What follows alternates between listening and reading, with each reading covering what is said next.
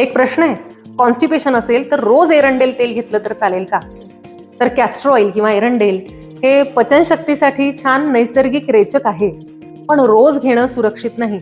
कारण एरंडेल हे आतड्यांमध्ये तीव्र हालचाली निर्माण होतात तर त्यामुळे शरीराची जी नैसर्गिक मलप्रवृत्ती आहे ती मंदावू शकते. सतत घेत राहिलं तर डिपेंडन्सी वाढते. अधूनमधून म्हणजे आठवड्यातून 1-2 दिवस 2 चमचे घेणं ठीक आहे. ते सुद्धा रिफाईंड ऐवजी लाकडी खाण्यावर तयार केलेलं आणि शुद्ध असावं, हे महत्वाचं. जर दीर्घकाळ कॉन्स्टिपेशन असेल तर रोज फक्त एरंडेल घेण्याऐवजी तुम्ही रात्री गरम तुपाबरोबर त्रिफळा घेऊ शकता, इसबगोल घेऊ शकता किंवा काळ्या मनुका खाऊ शकता. असे आणखी सुरक्षित उपाय आहेत बरं का. पित्त प्रकृती, ऍसिडिटी असलेल्या लोकांनी तर एरंडेल खूप काळजीपूर्वक घ्यायला हवं. गर्भवती आहेत, लहान मुलं आहेत, वृद्ध आहेत, त्यांनी सुद्धा खूप नियमित घेऊ नये. आणि IBS असेल तर एरंडेल टाळावं.